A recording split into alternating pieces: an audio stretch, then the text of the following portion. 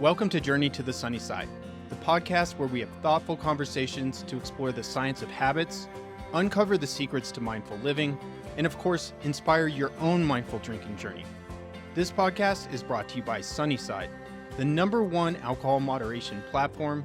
And if you could benefit from drinking a bit less, head on over to sunnyside.co to get a free 15-day trial. I'm your host, Mike Hardenbrook, published author, neuroscience enthusiast, and habit change expert. Today I'm thrilled to have Merrilee Burke, a therapist specializing in mindful drinking and moderation.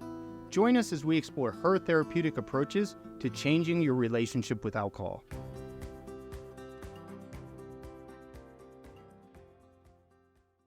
Today I'm here with Merrilee Burke. Merrilee, thanks for coming on the show today.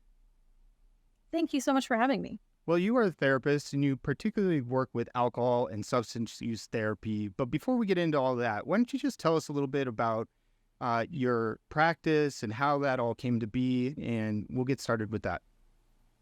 Okay. Well, my practice, one of the main things that I help my clients work on is changing their relationship with alcohol. So most of my clients are people who aren't entirely happy with how their drinking is going, but they don't really feel like the label of alcoholic and all the assumptions that come along with that really fit them. A lot of my clients have actually been to AA meetings and thought, this just kind of isn't for me. This isn't describing my experience. And they just don't really relate to it. So my clients want to work on, whatever problems they're having with drinking, but without abstinence being the end goal. And so we work on their drinking specifically and, setting up boundaries around that and helping them change their habits. And we also work on the underlying issues that are probably contributing to their issues with alcohol. Yeah, everything you just said there is describing me to a T where I was, because I wish I would have met you about 10 years ago. What I've learned over the years is that is a really common thing as far as what people say. And a lot of the times when I would question that about myself, I would question, I don't identify with abstinence or AA. Am I in denial? So when a client comes to you, what are some of the first things that you start to talk to them about when they're addressing these concerns with you? Really, we start with, what's bringing them in, what their concerns are about their relationship with alcohol, and what they would like that to look like instead. And I really try to normalize their experience. A lot of people have had problems with drinking who aren't alcoholics and didn't have to quit forever. Sometimes we age out of our problems. And sometimes it takes a little bit of work to figure out what's going on and to change habits or to change, whatever factors are contributing. So I normalize their experience and I really try to take away some of the shame and let them know that this isn't something for them to feel bad about. This isn't about a lack of willpower, and let them know that change is possible, that they really can get to a better place. You said two words there that I want to dive into. One is shame and the other one is willpower. Let's start with shame. Is that a really normal thing that people come to you with? Yes, because not only are shame-based people, which, in case, to use Brene Brown's definition, it's like guilt is I did something bad, shame is I am bad. So people who don't feel good about themselves are more likely to have issues with alcohol because alcohol makes you feel good about yourself, right? It's like one of the defining parts of drinking is it makes you feel good, right? And specifically makes you feel good about yourself personally, makes you feel a little bit more confident, right? And so people who have a tendency towards shame might be more inclined to have issues with alcohol. And then, if you've had bad experiences, if you've embarrassed yourself or you've put yourself in danger or you've done things that were out of character for you, or you just, don't like how you're behaving but don't feel like you have control over it, all of those things can cause shame. And the problem with shame is that it actually discourages us from making change because it can tend to make people feel hopeless and like they can't do better. So I try to say, let's put that away. You've made some mistakes. You're not happy with it. Those were, your behaviors. They're not who you are as a person. Let's figure out what behaviors you want to be doing instead. I mean, that's what I felt all the time, and so I identify with this because every part of my life, I wasn't a weak person. I mean, I still worked out. I got up and did everything I did. I ate really healthy. It's almost like everything was in line, but this one thing. And I just built this shame up around that. Does the shame and the habit formation and the repeated cycle, is that all interrelated? Yes, absolutely. You would be surprised, or maybe you wouldn't be, but I think a lot of people would be surprised how much people's bad feelings about their drinking causes them to drink more. Because if they're feeling embarrassed, ashamed, worried, the thing that's going to make them feel better is drinking. So the next time they drink, they get a relief from all those bad feelings. So even though it seems counterintuitive, if we were rational beings, we wouldn't drink more to feel better about our bad feelings about drinking, but we're not rational beings. We're human beings. And so the kind of shame and guilt and worry spiral that, you have bad feelings about your drinking, then you get relief from those bad feelings the next time you're drinking, then you overdo it, then you have more bad feelings. That cycle is really common. What is like the basic answer that you would tell somebody that comes in and they're showing shame and guilt? Is there something or a practice that you tell them to do to maybe relieve that? Yeah, I think what helps with that is just talking to someone who wants to understand. I wouldn't pretend I automatically understand everybody's experience because of my own experiences, but my goal is to understand, why they're doing what they're doing. And you can't understand somebody and judge them at the same time. So just going to a space where they can talk about whatever they're doing, thinking, feeling, and not be judged and be understood instead. I think that that's what starts to really relieve some of the guilt and the shame. Let's move to the other word, willpower. I know you have some opinions on that. Why don't you share this a little bit about that when it comes to willpower, habits, and alcohol specifically? Right. So that's something that comes up with almost everybody who comes to me, is that they feel really bad about themselves because they think they're lacking willpower, because they want to change the way they're drinking and they haven't been able to yet. So they set a goal, they don't meet the goal. Oh, I must not have willpower. And what typically is actually going on is that they don't have a lack of willpower. They have competing wills. So what I mean by that is it is very normal. It's normal, it's healthy, and it's true for everybody that we all have different parts of our personality. You might say something like, oh, well, part of me wants to rest on my vacation and part of me wants to go somewhere, right? We say it all the time. We have childlike parts of us, kind of younger, more immature parts. We have responsible parts. We have the person we are at work and the person we are with our friends and the person we are with our family. So it is true for everyone that we have these different parts, right? So when it comes to drinking, let's say the day after you drank, the day you're hungover, maybe, you have a part that's going to really be maybe embarrassed and ashamed. You have a part that's maybe worried about your health. A part that says, wow, just, you can't ever do that again. Maybe you should just never drink again if things like that are going to happen. And that's, maybe that's a Sunday morning. There are Sunday morning parts who show up, right? And again, just like different parts of us show up at work or in social situations, flash forward to the next weekend, a different part's going to show up when we're getting ready to, go out on Friday, let's say. And that part has different goals and has a different perspective. That part might say, you have had a long week. You deserve to relax and cut loose and have fun. Or, hey, we're going to this party. We don't really know a lot of people there. You don't want to be awkward. Just have some drinks. It'll help you relax. So different parts of us have different goals. So it's, we have the will to be healthy and the will to be responsible. And we also have parts of us that have the will to have fun or to be comfortable in social situations. So these parts are competing against each other. And the goal when I'm working with clients is to help them understand what are the different parts involved in this whole cycle that you're in. And something about our parts that's important to know is that they all have good intentions for us. A part that we might describe as self-destructive probably isn't trying to destroy us. It's probably trying to help us in some way, but maybe going about it in the wrong way. So it's, when I'm working with people, it's like, let's understand all these parts, all their different goals, and help them to compromise and to get to know each other. The part of you that's making decisions about how many drinks to have on a Saturday night isn't there the next day. It doesn't know about the hangover. It's probably sleeping in, right? So getting to know all of our parts and understanding like, hey, this isn't lack of willpower. This is a pendulum that's swinging back and forth. And we want to stop the pendulum and come to a kind of agreement that all of our parts can be comfortable. I would love to keep going down this route. And of course, I took us as a host down a little bit off the path. And so before I get us way off track, I want to back us off a little bit to kind of like this overarching idea of, a lot of people are considering when it comes to alcohol, hey, I want to change. Should I cut back? Maybe should I take an extended break? Should I give it up forever and go the abstinence route? And so if somebody comes to you and says, it's being problematic in my life, what should I do? And they maybe toss that out to you. How do you deal with that? Well, that's something, I let them know that it's never a therapist's job to tell them what they should do. That's not my role. The only person I get to decide what they should do is myself. So, I let them know that I really honestly don't have an opinion about what they should do because that's not my place. My role is to help them figure out what they want to do and what's best for them. So I would say, alcoholics, some people want to know if they're an alcoholic, and that's actually not a diagnosis.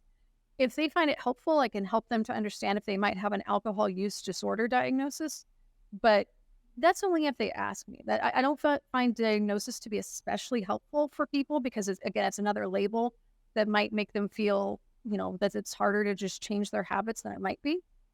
So I would say, there are no shoulds here. There's just, what's working for you, what isn't, and what do you want your relationship with alcohol to look like going forward. I love the idea that whatever your goal is, you get to choose that because it is such a complex issue that people deal with, and it arises for a variety of reasons. And we talk about potentially like alcohol as a symptom of a problem. What's the starting point when you're working with somebody to maybe try to uncover what some of those problems are that are being symptomatic with the alcohol use? Mhm. Well, we usually start with the alcohol itself and setting boundaries and setting goals. And so this is where things like tracking your drinks comes in, keeping a drinking journal, or using the Sunnyside app so that you can keep track of how many drinks you're having, how often you're drinking. You can start setting goals because really, if you want to make changes, you have to know what's already going on, right? So that's where we start. Is like, I'm a big proponent of measuring. People really don't understand a lot of times how important that is, that what they think might be a drink or a glass of wine, they might actually be having 2 or 3 and not even realizing. So really, I bring in kind of the practical, the strategic aspect of it first. It's like, let's just focus on the drinking and get that under control. And then we start talking and, I want to know everything about them when they first come in because anything going on in someone's life could be contributing to the problems they're having with alcohol. So I want to know about how do they feel about their job or their career? How do they feel about their personal relationships? How do they feel about their finances?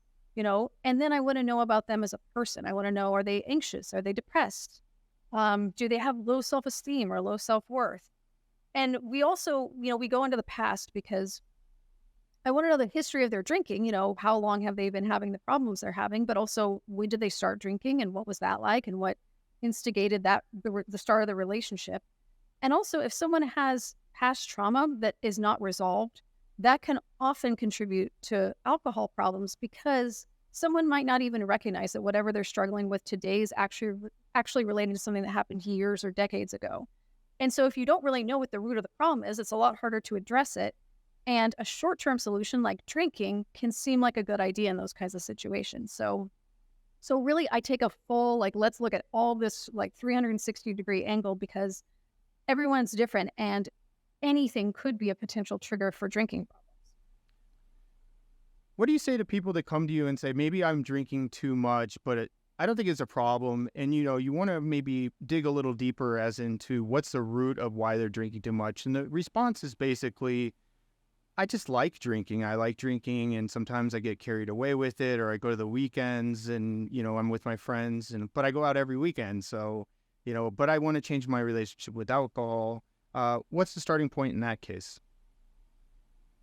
I think, typically if someone's coming to me, they feel like it's a problem. Maybe they don't think it's a problem in the kind of more antiquated version of you have a problem with alcohol and all those things. So maybe that's why they might avoid using the word problem. But yeah, if they were happy with it, they wouldn't be coming to see me. Well, let me throw this in. Let's say you take your hat off as a therapist and you're having a conversation with somebody and they're just talking about wanting to reduce or something like that. Would you take any other kind of conversational approach with that?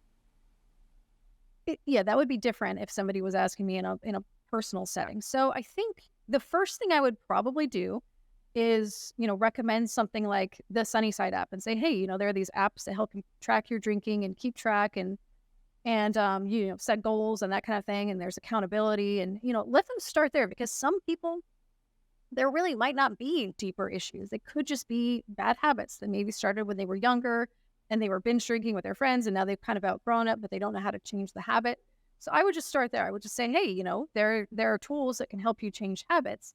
And then I would probably say, and if those don't work, if you think there might be some underlying issues, you probably want to find a moderation friendly therapist. Hmm. Yeah, no, that's good.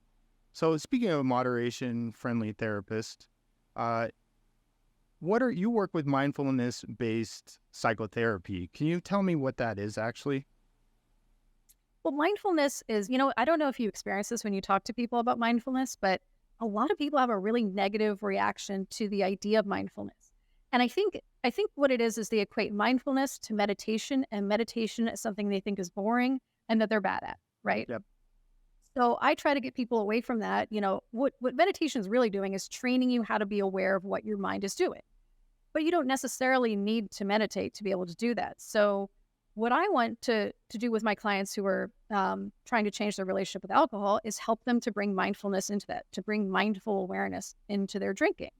So, being mindful while you're drinking, that's advanced. That's way down the road because alcohol is going to really get in the way of us being self-aware. But what I try to do is help them to be mindful before they start drinking. So we use what we call mindfulness checklist. And I have them do it before they drink. And I tell them, don't do it no more than 5 minutes, because if it's longer than 5 minutes, you probably won't do it. And then it's not going to help. So I just have them check in with what they're feeling physically. Are they tired? Are they hungry? Are they, does something hurt? Check in with their emotions. Are they sad? Are they nervous? Are they frustrated? Notice any triggers. Did you just have a fight with someone? Are you going into a social situation that's going to make you uncomfortable? Anything that could be a trigger besides, their physical feelings and their emotions. And then finally, what are your goals? What do you want your drinking to look like in this particular, usually evening, could be daytime? What do you want it to look like? How many drinks do you want to have? When do you want to stop?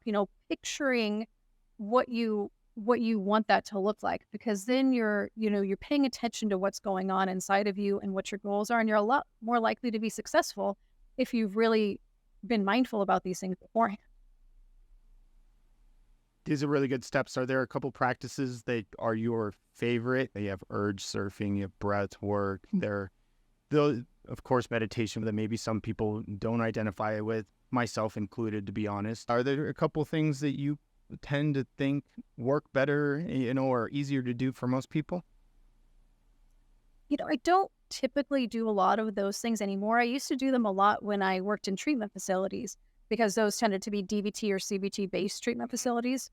So we'd use a lot of those kinds of, exercises that can help people. I feel like just making it personal, like helping someone to figure out what mindfulness looks like for them and to kind of figure out what works and what doesn't. Sometimes we'll use mantras.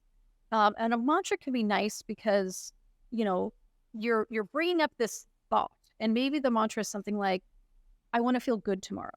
Right. And that's the thought that you want to have when you need to have it. When let's say you're going to have 3 drinks, but you're really wanting that 4th drink, and so maybe you say a mantra for 30 seconds. I just say, set a timer on your phone, 30 seconds, and you're just going to repeat, I want to feel good tomorrow. I want to feel good tomorrow. And the hope is that if you really focus on that idea, it's going to come up later when you really need it. So, but again, we try different things, and some clients say, oh my God, I love the mindfulness check-in. It's changed everything. And some clients do it once and go, not really my thing. So it's just, everybody's different. And that's part of the fun of being a therapist. Yeah, I like that. And I really like framing things in a positive light instead of like taking things away. Like, I can't drink tonight. I want to feel better tomorrow, or I'm going to feel amazing, or I'm going to wake up early. I always love reframing it, not in a mind of scarcity, but a mind of like what you're gaining. But there is one that worked for me, and I'd love for you as a therapist to pick it apart, is that one little cue that worked or trigger word that I would say whenever I'd be questioning my resolve was, I've never regretted skipping a drink, but I've always regretted the times that I've given in, but I've never, not regretted it. What do you think of that? Well, I think one, if it worked for you, fantastic. And if it works for anybody, great. I will say, there have been times when I've had this experience or somebody else has where, maybe they stopped drinking early and then they got a headache or they got really bored, or, there are times when somebody's like, oh, maybe I should have had one more drink. Maybe I would have had a better time. It doesn't come up that often. And usually the balance of, if you're really not having a good time, once you stop drinking, you probably weren't having that great of a time anyway. So, and I think you're right. I think, even if you don't have as much fun at a party or a social gathering as you could have if you'd had more drinks, then there's the trade-off for how you're going to feel the next day, because tomorrow matters too. It's not just what's happening tonight. No, that's very true. And there have been a couple times, so it's not, that's obviously an extreme that I was telling myself where I said, one more could have made me a little bit more lively and kept me there a little longer. However, that regret is definitely less regrettable than the other. And so it's usually kept me on point. Exactly. So I got a question. You have an opinion on how to look at alcohol. There's two words, one would be a relationship, the other would be a problem. Why don't you share that perspective? I have found that if we treat alcohol like a relationship, it really helps people to get more clarity, because I think that we understand and accept that, our relationships with people are complicated. And if we look at our relationship with alcohol as something that could be complicated and could have ups and downs, it really helps people to understand it better. So, for instance, and I'll ask you, and, if you feel comfortable talking about this, let's say alcohol was a friend. How would you describe what your friendship was like, and really think about it, like pretend it's a person. What was that relationship like before you were moderating, and how would you describe it now? Before I was moderating, when it was like in a place that I wasn't very happy with it. Right. If it was a person that I was thinking, that's a good question. I would say it's kind of like a friend that picked you up and you went out for the evening and you were having fun and put their arm around you. You guys are laughing, having a little bit of a time. And then that friend kind of drove you out in the middle of nowhere and you left you there to deal with how you're going to pick up all the pieces and get home. Exactly. Yeah. And how would you describe that relationship now? I would say it's the friend that picks you up, but they don't pick you up quite as often. And you just go out and have a good short time together and say goodbye at the evening. And then you call maybe, or they call you, when it's convenient. Exactly. Right. Yeah. So when you think about what's it like to then think about alcohol if it was a person, and how you would feel about it then? Well, you wouldn't want to be friends with the first one. Exactly. Yeah. Hey, we wouldn't put up with that. I had a client recently who had some really serious health consequences from their drinking. And I said, if you had a friend who you got together with and usually you had fun, but occasionally they put you in the hospital, would you still want to be friends with that person? And that's one of those things that it kind of clears things up for people. And it really helps them to recognize that they have the choice here, that it's really what do they want and what is working for them, as opposed to all these other outside voices telling them what they should do. It really just helps them to have perspective on, like, what is this like for you? And is this acceptable to you? Yeah, so I want to dig in on that and take like a devil's advocate and say, from the abstinence camp that would say, well, if you're going to put it like that, then why would you ever invite it back in any way, shape, or form? Uh-huh. Well, I think, we have free will, right? And that's something that therapists really want to support people in, is having autonomy, making their own choices. And people, we take risks all the time with our life, right? Every time we get in a car, we're taking a risk. Even crossing the street is a risk. And we don't all eat, vegetables all the time. It's like there are foods that we eat that we know maybe aren't the best for us, but we still make the choice, right? So we have free will. We have the ability to make decisions. And, sometimes we'll make a choice that maybe isn't the best for us short term, or maybe isn't the best for our health, but for whatever reason, it feels like the right thing to us. So my goal is, help the person decide what's right for them. And again, when you tell people this is what's right for you, this is what you have to do, sometimes they're just going to shut you out, and they're going to keep doing what they're doing because now they feel like it's something they have to protect. Whereas if you open it up to them and say, hey, look, you can do whatever you want to do, and I'm still going to be here and I'm not going to judge you, but what do you want to do? Okay, so when it comes to moderation, I'm really curious to hear your answer to this. Is there a time frame that we should give ourselves to see, hey, this is the route that's going to work for me? Or is there a point where you should just say, like, you've fallen over enough times to just say, maybe moderation is not the right way for me? Well, see there, and you'll notice the should came up again, right? It's like we do want to look to outside sources to say, what should I do? And again, it would come down to the person and what else is going on in their life. If they're having, really difficult time in their life, if they have unresolved issues, let's say with their partner, and the only time they tell their partner what they really think is when they're drinking, but there's a part of them that might be using alcohol in order to do that, in order to cope with something. So, if the underlying issue is still there, you can't expect the relationship with alcohol to change because, again, it doesn't exist in a vacuum. It doesn't exist on its own. Now, if someone is causing harm to themselves or harm to someone else, that's different. That's something where, you know, that's where you're probably going to want to draw the line and at least take a break from drinking and abstain for a while until other things are resolved. But there's never been a time working with my clients where that was a situation and they didn't recognize it. They always recognize it first. And then they tell me, hey, this needs to stop. I can't do this anymore. I want to stop drinking. It's always their decision. I've never worked with somebody who was putting themselves or somebody else in danger and didn't care and didn't recognize that that was something that needed to change.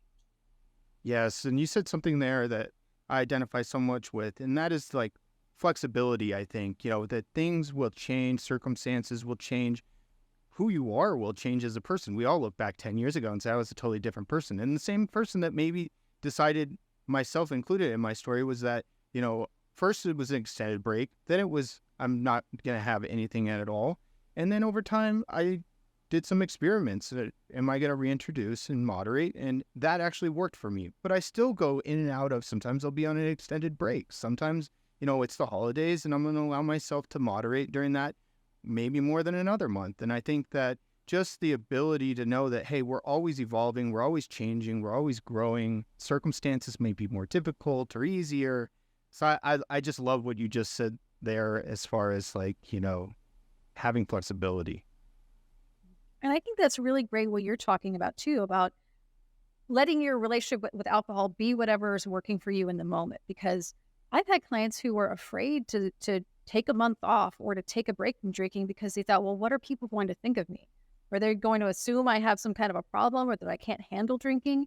And they're actually afraid to take breaks. And that's why things like, dry January, and I think, is it sober October? Yeah. There's this sober curious movement that I think is so great because it gives us the flexibility to go with whatever is working for us in the moment, to take a break if we need to take a break, or to not drink for a while, or to bring alcohol back and not have everybody raise their eyebrows. What, you're drinking again? Like, what's wrong kind of thing. So I think it's so great that we're kind of moving into this idea of, these gray areas and this flexibility, like you said. And I think, the more we can have that, the more likely we're going to have people having better relationships with alcohol. Yes, I love that. Is there a movement going on that you feel that you're seeing within your practice where people are realizing that there are different options out there, that it's not just the all or nothing attitude? Are you seeing that grow and grow? Absolutely. And that's when my clients find me, is when they find that out, when they find out, hey, wait, there is help for, if I just want to change my relationship with alcohol, not that I want to stop altogether, but there are people that can help me meet my goals, whatever my goals are. And so usually they find that out first. And then I'm listed on the Moderation Management Therapist Directory, which is a directory of moderation-friendly therapists. And, usually they find out about this kind of moderation or harm reduction approach.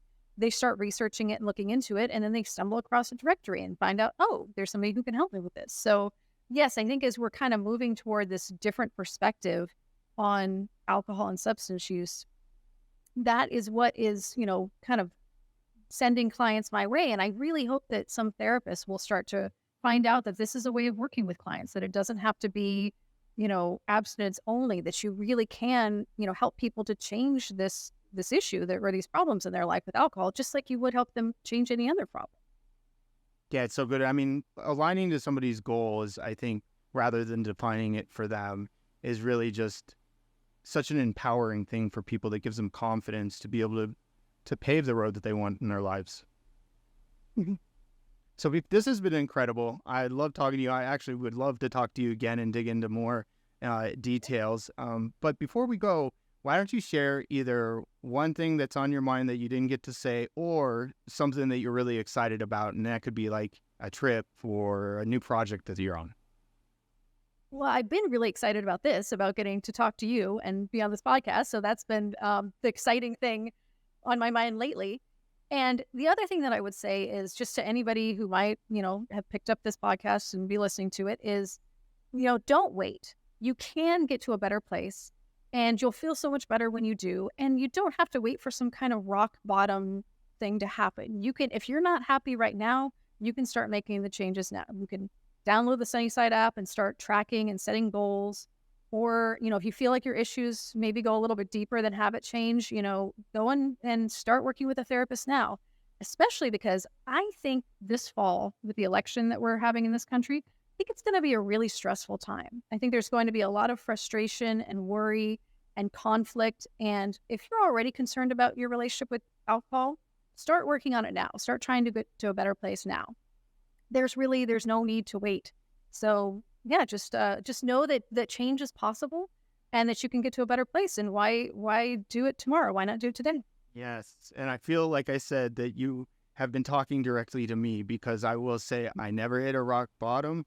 And I'd said to myself, why did I wait too long? Well, thank you so much. This has been an amazing episode, and I can't wait to share it. Thank you so much. Thanks again for having me. This podcast is brought to you by Sunnyside, the #1 alcohol moderation platform, having helped hundreds of thousands of people cut out more than 13 million drinks since 2020. And in fact, an independent study showed that Sunnyside reduced alcohol consumption by an average of 30% in 90 days. And as one of our members shared, Sunnyside helps me stay mindful of my drinking habits. It's not super restrictive, so if I'm craving a glass of wine with dinner, I just track it and I move on with my week. If you could benefit from drinking a bit less and being more mindful of when and how much you drink, head on over to sunnyside.co to get a free 15-day trial. You'll get access to everything that we offer, including tracking and planning tools, coaching from our experts, a vibrant community of people just like you, and the motivation and advice to stay on track with your health goals, all with no pressure to quit. That's sunnyside.co.